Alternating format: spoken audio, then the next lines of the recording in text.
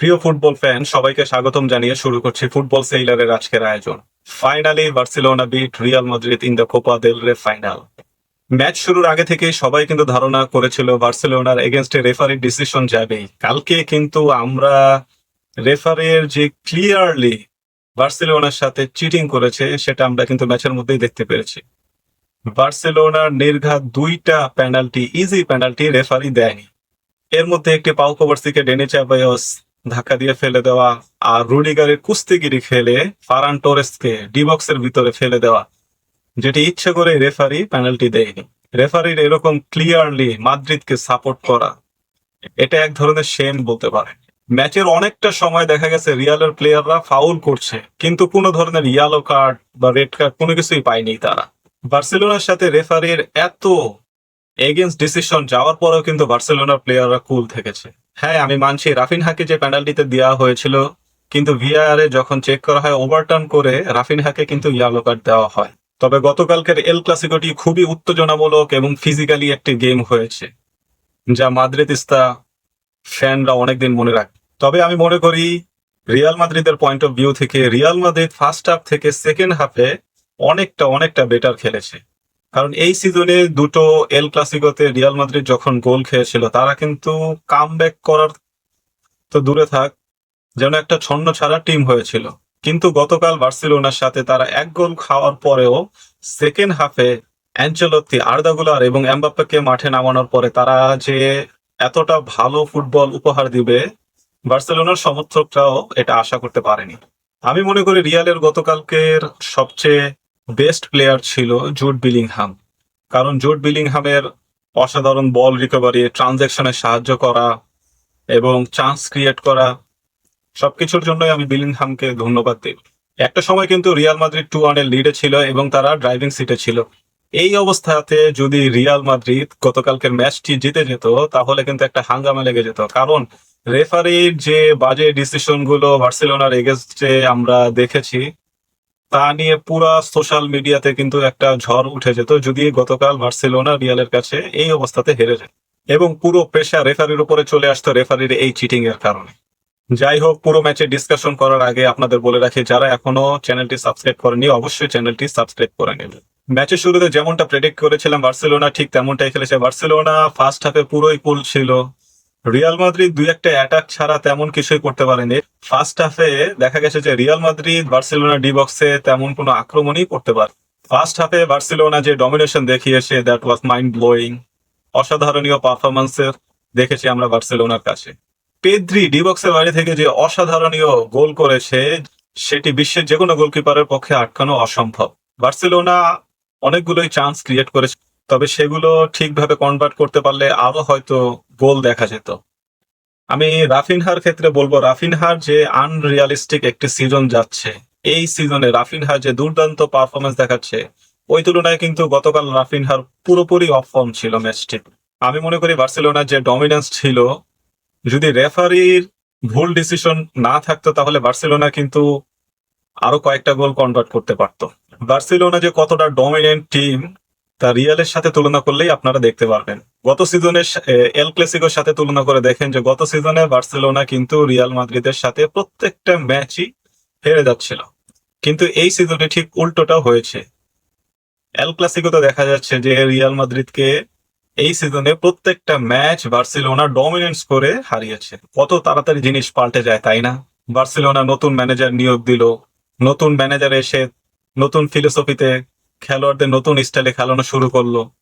বার্সেলোনার manager Hansi Flick চেষ্টা করলো প্রত্যেকটা প্লেয়ার থেকে তার বেস্ট পারফরমেন্স বের করে নিয়ে আসতে।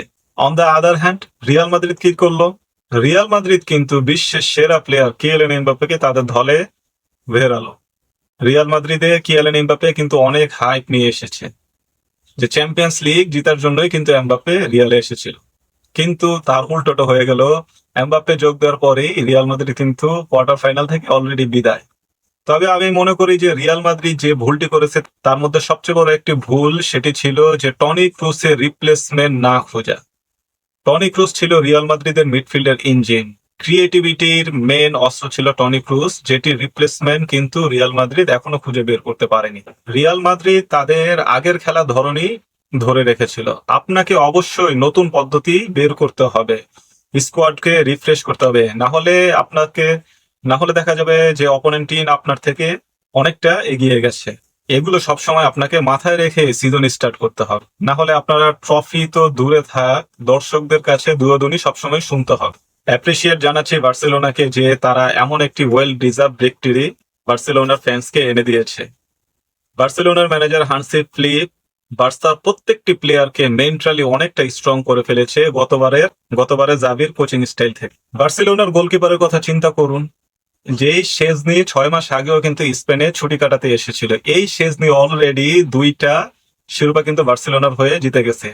শেজনির গতকাল অসাধারণ কতগুলো সেভ ছিল, যা বার্সেলোনার ম্যাচ জিততে অনেকটাই সাহায্য করেছে। বার্সা যদি ডিফেন্ডারের কথা বলি, ইনিগো মার্টিনেস আর পাও কুবার্সি, আমার মনে হয় যে স্প্যানিশ লা লিগা এবং কোপা দেল রে বলুন, যে ডিফেন্স যে জুটি বেস্ট সেন্টার ব্যাক আমি যদি দুইজনকে মনে করি, তাহলে পাও কুবার্সি এবং এক ইনিগো মার্টিনেসই হবে। পাও কুবার্সি, আমাদের দেশে এই বয়সী 17 থেকে 18 বছর বয়সী ছেলেরা কি করে? স্কুল কলেজে যায় ভাই, যারা রাস্তাঘাটে ঘোরাফেরা করে গার্লফ্রেন্ড নিয়ে। আর সেই 17 বছরের ছেলে যে বার্সেলোনার এখন অপ্রতিরোধ একজন ডিফেন্ডার হয়ে দাঁড়িয়েছে। আর ইনিগো মার্টিনেস, আমরা কিন্তু ইনিগো মার্টিনেজের পিছনে একটা টাকাও একটা পয়সা ইনভেস্ট করে দেয়া, আর সেই ইনিগো মার্টিনেস প্রত্যেকটা ম্যাচে বিস্টের মতো পারফরমেন্স দিচ্ছে। জেরান মার্টিনের কথা কি বলবো, বার্লে যখন ইনজুর্ড হলো সবাই কিন্তু আমরা দুশ্চিন্তায় পড়ে গিয়েছিলাম। আমি জানি যে জেরার্ড মার্টিন বার্লের মতো ততটা পেসি না, অ্যাটাক করতে পারে না, কিন্তু জিরান মার্টিন তার ডিফেন্সের দিক দিয়ে যথেষ্ট, তার যতটুকু কাজ ততটুকুই কিন্তু কাজ করেছে। ডিফেন্স, অসাধারণীয় ডিফেন্স সে পালন করেছে। আর কুন্ডের কথা কি বলবো, রাইট ব্যাক কুন্ডে মনে হয় এখন ওয়ার্ল্ডের বেস্ট রাইট ব্যাক আমি মনে করি। আর গতকালকে তো আপনারা দেখেছেন যে কুন্ডে কিন্তু আমাদের যে জয় সূচক যে গোলটি দরকার ছিল সেটি কিন্তু কুন্ডের পা থেকে আমরা দেখেছি। বার্সার মিডফিল্ডের আলোচনা করলে আমরা দেখতে পাবো যে পেদ্রি, গাভি, গতকাল কিন্তু ডেনি অলমো স্টার্টিং করেছে, আর ডিয়ং আমাদের ডিএম হিসেবে খেলেছিল।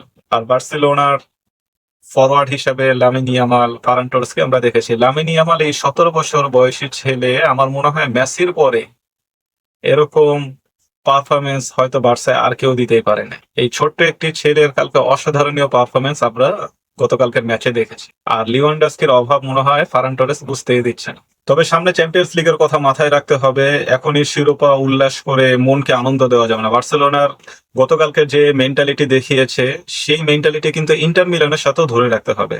লামিন ইয়ামালের কথা একটা জিনিসই ভালো লাগলো, যে লামিন ইয়ামাল কিন্তু ম্যাচ শুরুর আগে বলেছিল যে রিয়াল মাদ্রিদ যদি আমাদের 1 গোলও দেয় তবুও আমাদের কোনো অসুবিধা নেই, যদি রিয়াল মাদ্রিদ দ্বিতীয় গোলও দেয় আমাদের কোনো কিছুই যায় আসে না, কারণ আমরা রিয়াল মাদ্রিদের সাথে ম্যাচ জিতবই। দেখেন, একটা 17 বছরের ছেলের যদি এই কনফিডেন্স থাকে, আমরা কিন্তু চাচ্ছিলাম যে বার্সেলোনা এইরকম কনফিডেন্স এবং এইরকম মেন্টালিটির যেন একটা টিম হয়ে দাঁড়ায়। আমি হ্যান্সি ফ্লিককে অবশ্যই অ্যাপ্রিসিয়েট জানাবো যে বার্সেলোনার প্রত্যেকটা প্লেয়ারকে এইরকম মেন্টালিটি স্ট্রং করার ক্ষেত্রে সাহায্য করেছে। আমরা আশা করছি এই সিজনে কোপা দেল রে তো জিতেছি, সামনে লা লিগাতে রিয়াল মাদ্রিদের সাথে আরেকটি এল ক্লাসিকো ম্যাচ আছে, যেটাতে অবশ্যই আমরা রিয়াল মাদ্রিদকে হারাবো এবং লা লিগা জিতবো, প্লাস চ্যাম্পিয়ন্স লিগ জিতে আমরা আমাদের তৃতীয়বারের মতো ট্রেবল জেতার স্বপ্ন পূরণ করব।